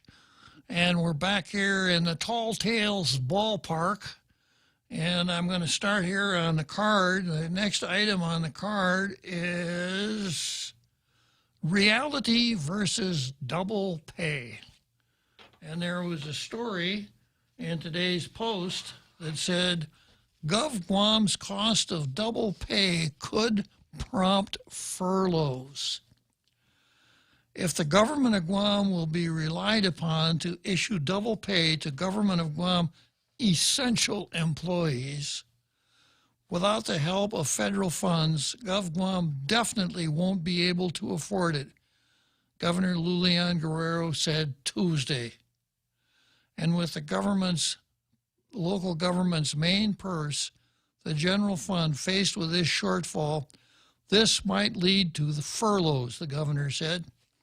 Sending government of Guam workers on furlough, on unpaid time off from work, is something I don't ever want to do. Now that surprises me.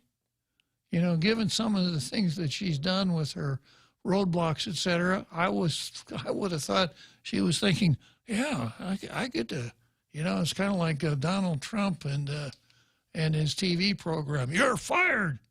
You're laid off. But if the CARES Act cannot be applied and it has to be from the general fund, there's a big problem and a big concern. Leanne Guerrero said she has not received any hard numbers or estimates on how much double pay would cost. Various pieces of legislation introduced by senators propose to use federal funding via the Coronavirus Aid, Relief, and Economic Security Act for double pay. However, the administration doubts federal funds will be authorized for double pay. Federal CARES Act funds are restricted from being used for bonuses. Early on in GovGuam's fight against Wuhan virus, frontline workers, are there any behind-the-lines workers in the government of Guam, Bill Joe Cruz? Yes, sir, those unsung heroes. Unsung heroes, behind-the-line workers, huh? I'm tired of this frontline workers, such as police officers, firefighters, and nurses, have sought fairness by seeking double pay. Some of their voices have echoed louder over the past 2 weeks. Frontline workers argue they are owed pay at double the regular rate as stated in the Department of Administration's personnel rules and regs. But double pay requires certain conditions. Workers that are called in to work in a public health emergency will only qualify for double pay if their department or agency has been shut down, the Attorney General has stated. Now, the article missed the other factor here, and the other factor is that some of the employees of that particular agency are on excused absence. And I've pulled out the smoking gun a couple of times and showed you how on March 19, the governor changed her mind so that all of the people who were not at the job site are still on duty. They're not on excused absence. And that's why she said she doesn't have to pay.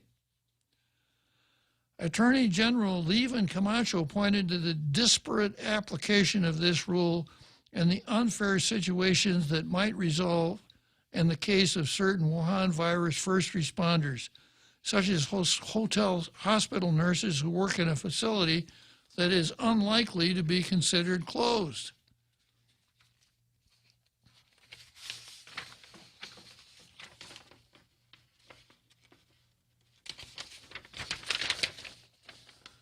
These inconsistencies can be resolved legislatively, Camacho added. Now, we would have never thought of that in a million years.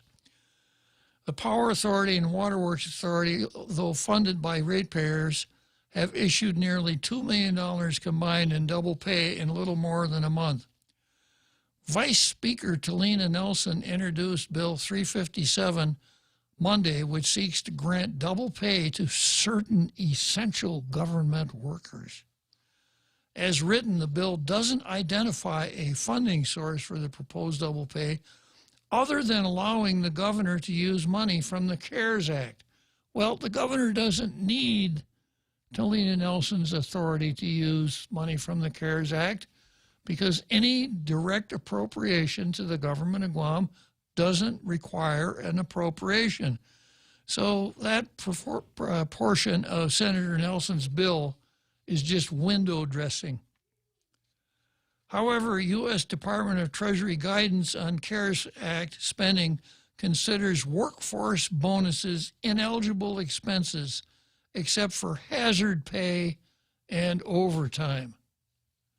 Now, it may very well be that some of the folks at the hospital racked up a lot of overtime, time and a half. And I'd say, yeah, let's pay that right away. But I don't see paying a nurse hazard pay for working at the hospital. That's what nurses do. It's the same thing as you don't pay a fireman for going into a burning building to put out a fire. That's what firemen do. The vice speaker has not clarified the issue, and the governor on Tuesday said she hopes lawmakers come up with clear guidance on whether the CARES Act will apply and where funding will come from. Senator Joe San Augustine and Kelly Marsh. Is there a senator named Kelly Marsh? I don't believe so, sir.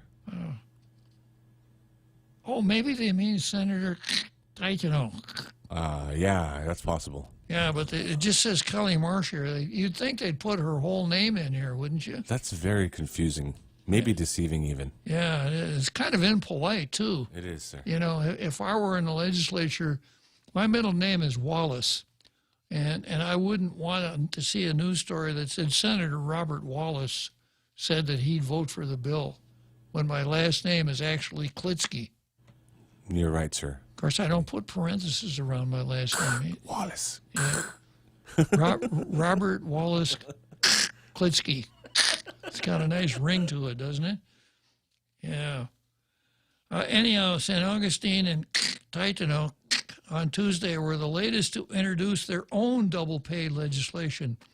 This one covers classified and unclassified essential personnel and is applicable to all emergencies, not just Wuhan virus. San Augustine said the bill was to update and resolve issues with existing law. San Augustine said he's been asking how much double pay will cost, but hasn't gotten an answer. I wonder, what does he do, look in the mirror and ask the question? He's the finance guy at the legislature.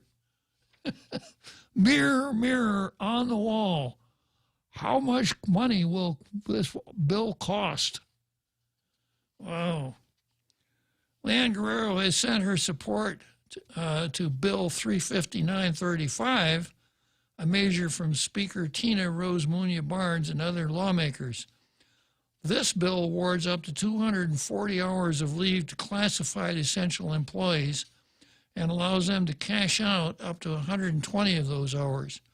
The cost of this bill would be between 10 and 12 million. It also seeks to use CARES Act money, but the legislation is eligible under hazard pay, according to the governor.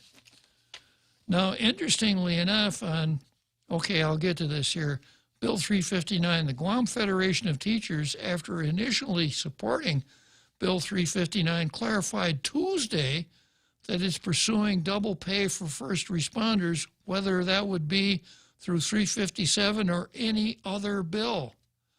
The move came as a total surprise to the governor, and to me too. GFT Representative Robert Koss sat with her and lawmakers just the day before as they announced Bill 359.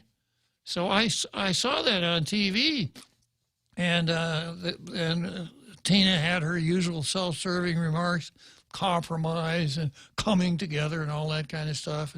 Koss said, yeah, this is a good solution.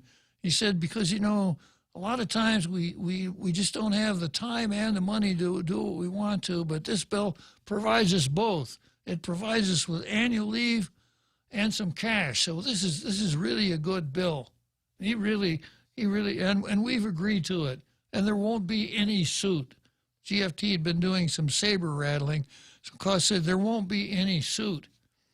But then, I think the same day, Talina Nelson introduced her bill, which I just mentioned. Her bill is just a straight double pay, no leave, no cap, no ceiling, etc. And I've got some interesting stuff, some verbatim stuff on that. But then GFT changes its mind. Well, yeah, we said we had a deal. We said we wouldn't sue. The compromise bill was good. But now we like Talina Nelson's bill better. So it kind of reminded me back in my high school days, a guy I knew wanted to go to the prom. So he asked this girl named Susie, Susie, will you go to the prom with me? And Susie, showed the necessary reluctance before accepting the invitation.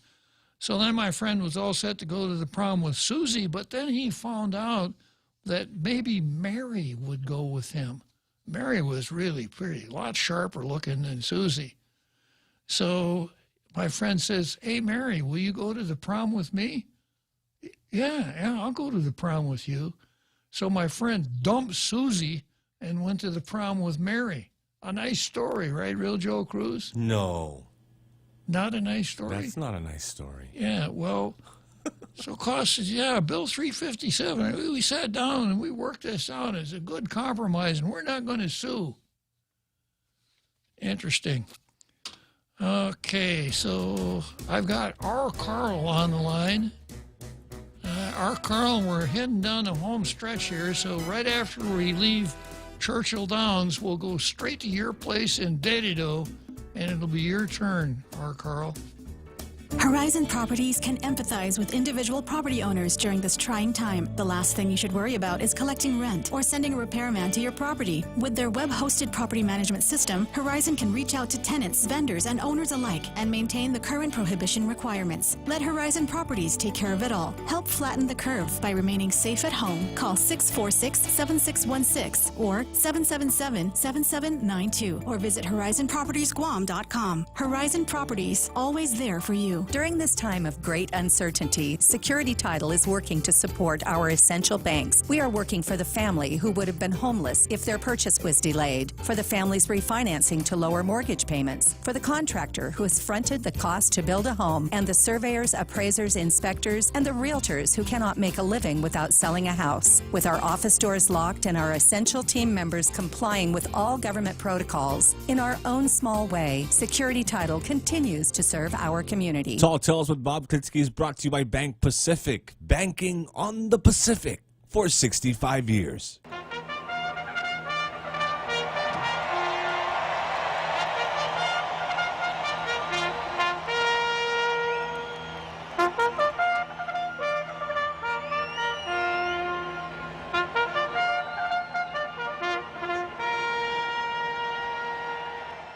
So, okay, here we are. We've left Churchill Downs, we've left Louisville, Kentucky, and we are now in the air with none other than our Carl. Hey, Bob. Good afternoon. Yeah, I just wanted to comment that a lot of these. Hey, Carl, can you turn your dog up? Sorry about that. It's my neighbor's dog. Oh, okay. He's excited about something. Oh, okay. What kind of dog is he? I don't know. Bunis Dogus? Yeah, one of those. Okay. Dogs are so rare up in Dedido. I'm just shocked whenever I see a dog up here. Really? Wow, where'd that come from? Yeah. Probably snuck in from Jigo. Exactly, yeah. But, a lot of the complications that they're having to wrangle around could have been avoided if, at the very beginning, they just treated GovGuam workers the same as the private sector workers. GovGuam, I think you mentioned, is about a fourth of the island's labor force. The private sector is 3/4. When private sector doesn't go to work, they don't get paid. What they could have done is just said, the people that we believe are critical to the functioning of, basic services, we'll keep them on and we'll pay them. And the rest, it's just going to be like private sector, and the private sector pays bills. I mean, they pay their taxes. So it's kind of odd to collect taxes from the private sector and then treat 1/4 of the island labor force differently. So I think that creates all kinds of problems. And if they'd have just done that, there would have been a lot of grumbling or some grumbling, but, private sector deals with it, and they're not happy about it, but that's just the way it is. It's a crisis. You see what happens, Carl, is the F word is the basis for the reasoning that we're having to deal with now. The F word, fair. Oh, I thought feelings. Yeah, well, they both start with F for a good reason. So here's how it goes. Something happens. It used to be a typhoon. A typhoon comes along, and some people can't report to the job site. So they can't go to work through no fault of their own. This is important. Through no fault of their own, they can't go to work. And since it's not their fault that they're not at work, we got to pay them, right? Well, that wouldn't be fair to not pay them when it wasn't their fault that they didn't go to work. So if we pay people for staying home, then, as I keep saying, it's only fair that those who go to work have to get paid because they had to go to work, but they should get the stay-at-home pay too, and therefore you wind up with double pay. Yeah, if the governor had treated the government sector the same as the private sector and just kept on the critical employees and pay them to do their job, it would have been so much different. And what would have really changed is that a lot of the government sector would have been really antsy to get back to work. Exactly. As opposed to private sector, their lives are collapsing around them, around their ears, and that they want to feed their families. They don't want anyone to die, but over 80,000 Americans died last year in the flu season, the worst in the last 4 decades. Unfortunately, despite the fact that the flu has vaccines for the yearly flu season, tens of thousands of people still die every year. It's unfortunate, but that is the way it is. You give people some people vaccines, and it doesn't work for them. Well, coming back to our situation here, I'm going to lay down a firm tall tales rule. When you pay people for doing nothing, you're not going to be able to develop a framework from that makes any sense at all. And that's where we are. We started out with the proposition that we got to pay people for doing nothing. And once you jump off that bridge, there's no turning back. Everything you do after that is not going to make any sense. Yeah, and it's the same thing we're seeing in the States, with government officials, a lot of times elected government officials, berating private sector employees and small business owners who desperately want to get back to work because their lives are falling completely apart. They're running out of money. They're running out of food. They can't do this. But of course, the government officials who are berating these people and putting them down, they have a guaranteed salary. And it's paid for by these blue-collar and white-collar people who they're putting down, through taxes. So it creates this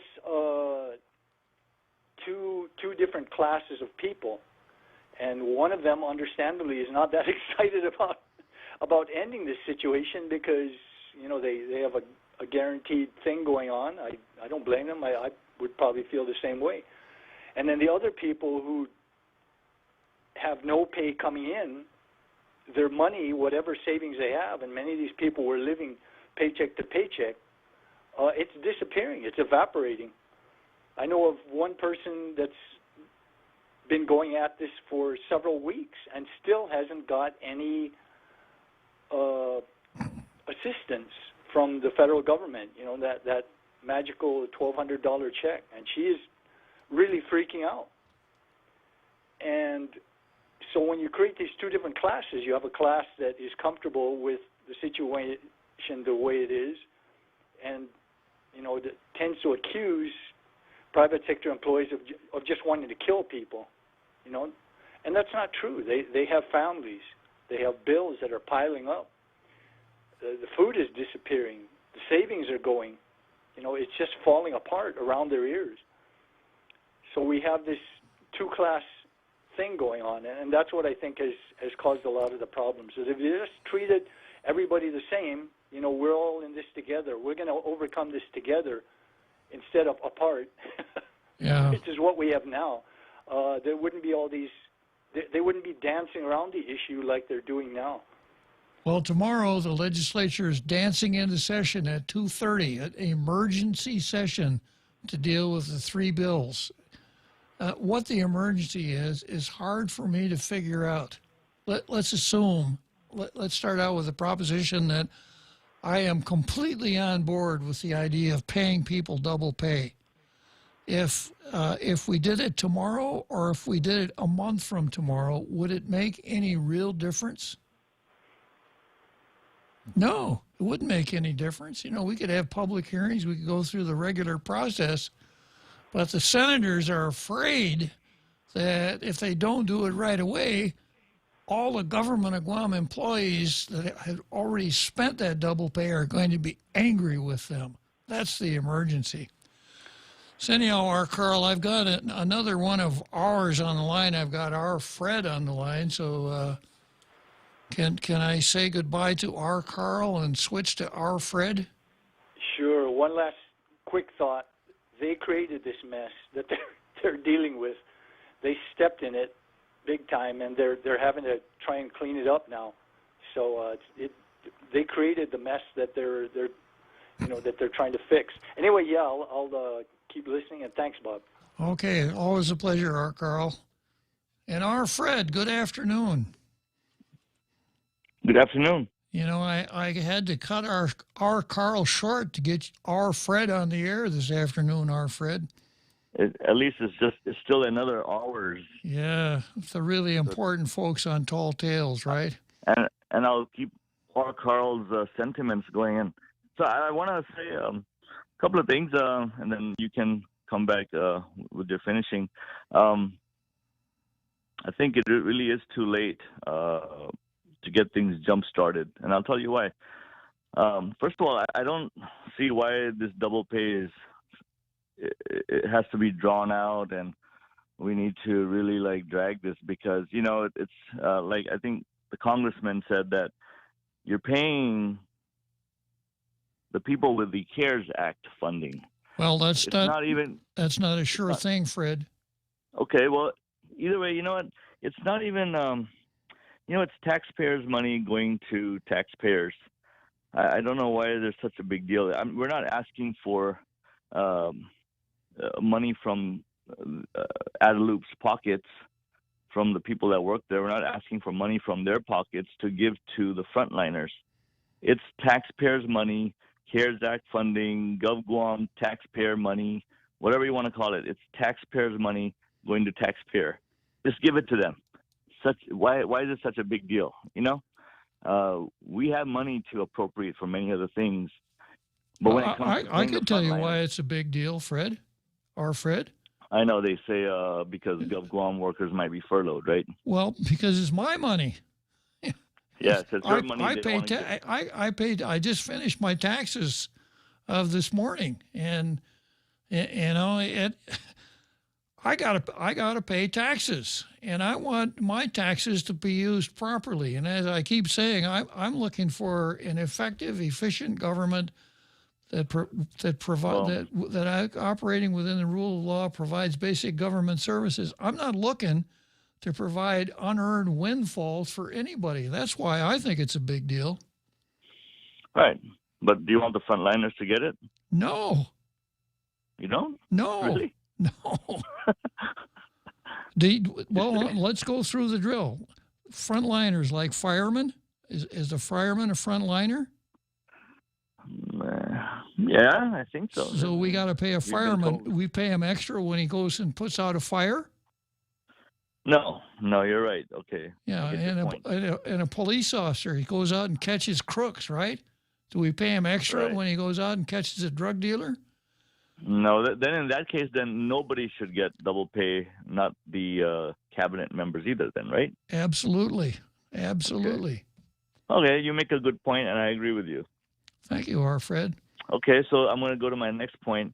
Because so many people are struggling and suffering, I think it's too late. If you go outside and see what's going on, even though the restrictions were lifted May 11th, you go out on the roads are empty. You go to the shopping centers, they're empty. And I've talked to a number of people. They're keeping their stimulus money. They're keeping their money safe and for savings. Sure. Don't expect the economy to jumpstart just come June 5th or May 31st or when restaurants are allowed to open or so forth. It's not going to happen. The damage has been done. I agree, Fred. Hey, we're down at the end of the rainbow here. I hope you call tomorrow. You make some good points, our Fred.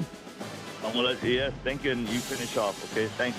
Okay, our Fred. So, saying goodbye to our Fred, the end of another episode of Tall Tales. We'll be back tomorrow. Adios. The Point is KUSG, Hagåtña, Guam, 93.3 FM.